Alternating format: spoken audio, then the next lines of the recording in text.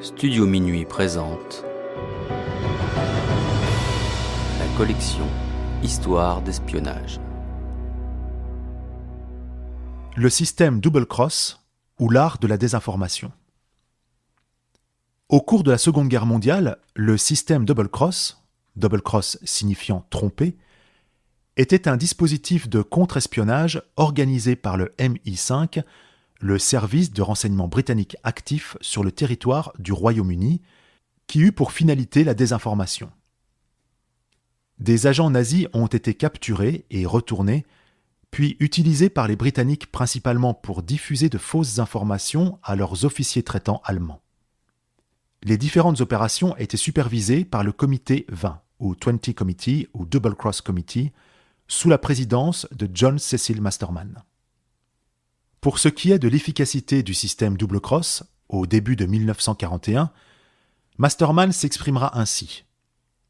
Nous, le MI5, avons activement dirigé et contrôlé l'espionnage allemand dans ce pays, le Royaume-Uni.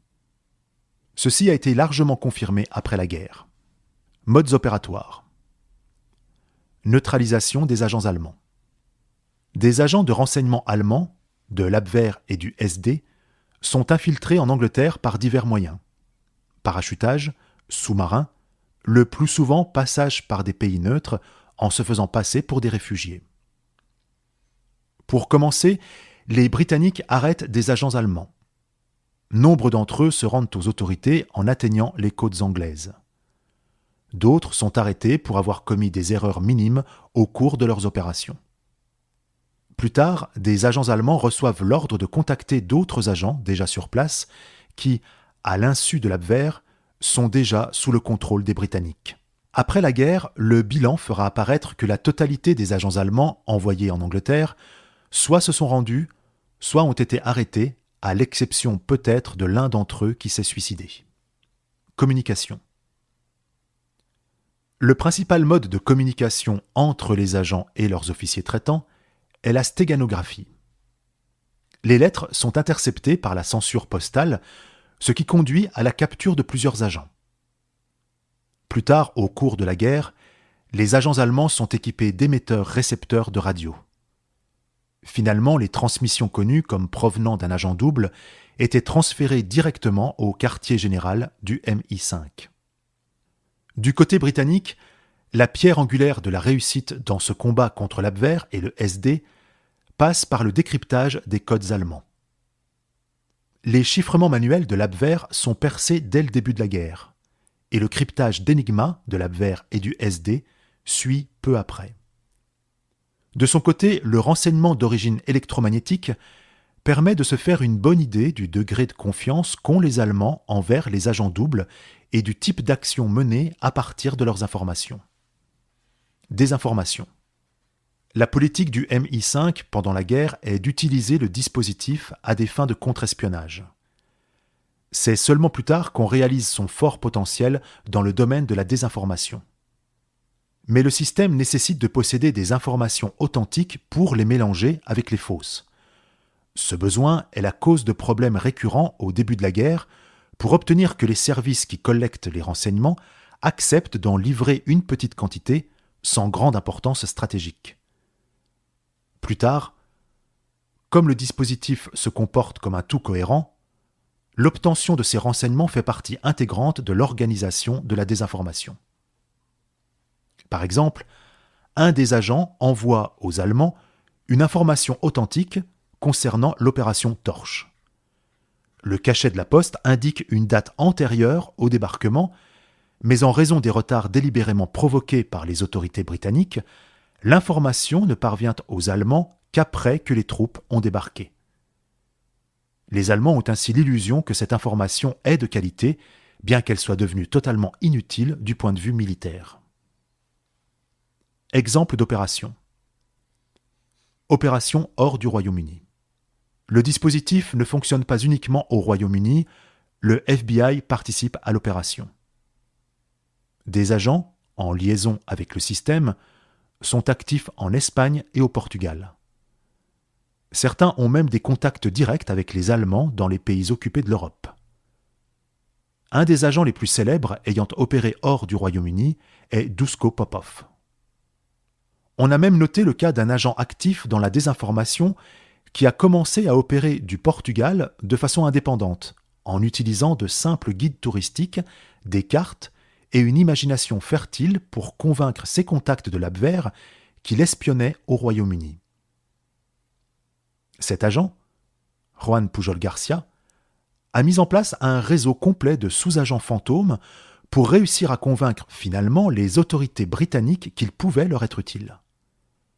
Lui-même et ses faux sous-agents ont été intégrés dans le principal réseau du système Double Cross et il devint si écouté par l'Abwehr que cette dernière a cessé d'envoyer des agents en Grande-Bretagne après 1942. L'Abwehr a fini par dépendre entièrement des fausses informations distillées par le réseau de Garbo et les autres agents du système Double Cross. Opération Fortitude et les débarquements du jour J. Les Britanniques ont utilisé leur réseau d'agents doubles pour soutenir l'opération Fortitude destinée à tromper les Allemands sur le lieu réel du débarquement allié en Europe de l'Ouest. Si on avait autorisé les agents doubles à dire qu'ils avaient volé les plans du débarquement alors que chacun savait qu'ils étaient tout à fait en sécurité, l'information aurait été suspecte. À la place, les agents ont communiqué de tout petits détails comme la description des insignes sur les uniformes ou les marques portées sur les véhicules. Les observations émanant du centre-sud étaient de cet ordre et décrivaient très précisément les troupes qui seraient engagées dans le débarquement. Les rapports du sud-ouest de l'Angleterre donnaient peu de troupes stationnées, alors que le gros des forces y était concentré. Pour ce qui est du sud-est, on laissait filtrer les vraies fausses informations concernant l'opération Quicksilver. Tous les stratèges savent que pour monter une opération d'aussi vaste envergure que le débarquement, les troupes alliées doivent être réparties dans le pays, celles qui débarqueraient en premier se trouvant le plus proche du point de débarquement. Les Allemands ont utilisé les informations de leurs agents pour élaborer un ordre de bataille des forces alliées en plaçant le centre de gravité des forces d'invasion en face du Pas-de-Calais, le point où les côtes anglaises et françaises sont les plus proches, et donc le point de débarquement le plus probable. La désinformation s'est révélée si efficace que les Allemands ont stationné 15 divisions en réserve près de Calais et les ont laissées sur place même après que le débarquement eut commencé en Normandie. Ils crurent vraiment que le débarquement en Normandie était une manœuvre de diversion pour permettre le vrai débarquement à Calais. Les Alliés étaient prêts à faire prendre de gros risques au système Double Cross pour réussir la surprise indispensable au succès du débarquement en Normandie.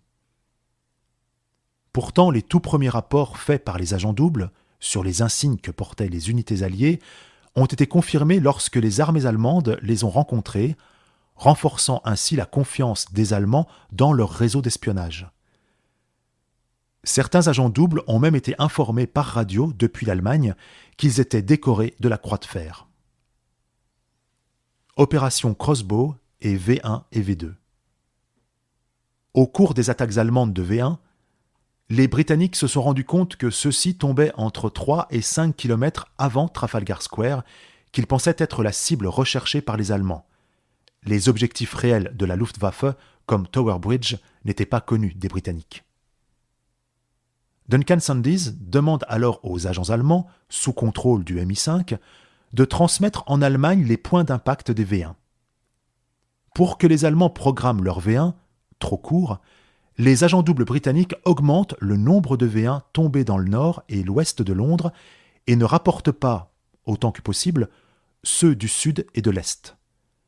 Par exemple, le 22 juin 1944, un seul des 7 impacts a été rapporté comme étant au sud de la Tamise, alors qu'en réalité les 3/4 avaient fait mouche.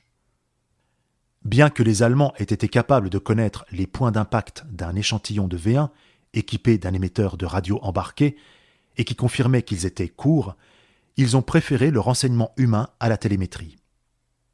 Quand le 65e corps d'armée allemand reçut un faux rapport émanant du Double Cross, stipulant que Southampton avait été considérablement touché, alors qu'il ne s'agissait pas d'une des cibles des V1, les V1 ont été dirigés vers les ports de la côte sud pendant quelque temps. Comme conséquence, la désinformation du double cross a induit une redéfinition erronée des paramètres de tir sur Londres, qui est venue s'ajouter à l'imprécision initiale. Cependant, alors que les V1 lancés sur Southampton à partir de Heinkel E se révélaient peu précis, Frederick Lindemann a suggéré que les agents doubles fassent état de lourdes pertes pour que les Allemands concentrent leurs tirs sur la côte sud, sacrifiant ainsi quelques vies dans les ports, mais en sauvant plusieurs centaines à Londres chaque semaine. Lorsque le Conseil exécutif fut au courant le 15 août de cette manœuvre de désinformation, Herbert Morrison déclara qu'il n'avait pas le droit de décider que tel homme devait vivre ou tel autre mourir. La désinformation a pourtant pu se poursuivre. Quand, par la suite, les bombardements de V2 ont commencé avec un temps de vol de quelques minutes entre le lancement et l'impact, les Britanniques ont amélioré la désinformation en diffusant les coordonnées de bombardements réels dans le centre de Londres dues à des raids précédents, mais avec des heures d'impact fausses qui auraient correspondu à une chute de 10 à 15 km avant le centre de Londres pour simuler un tir trop court. De la mi-janvier 1945 à la mi-février 1945, les points d'impact moyens des V2 se rapprochaient de leur cible par l'est à une vitesse d'environ 3,5 km par semaine, avec de plus en plus de V2 qui s'abattaient à proximité du centre de Londres. Opération Mincemeat. L'opération Mincemeat, littéralement chair à pâté, était un plan organisé par le système double cross destiné à convaincre le grand quartier général allemand, OKW, que les Alliés envahiraient les Balkans et la Sardaigne au lieu de la Sicile, qui était l'objectif réel. Pour cela, ils firent tomber dans les mains allemandes des documents détaillant avec précision des plans d'invasion des Balkans et de la Sardaigne. La Wehrmacht crut à ces plans et transféra plusieurs de ses divisions hors de la Sicile. Liste des agents double cross. Une quarantaine d'agents furent utilisés entre 1940 et 1945.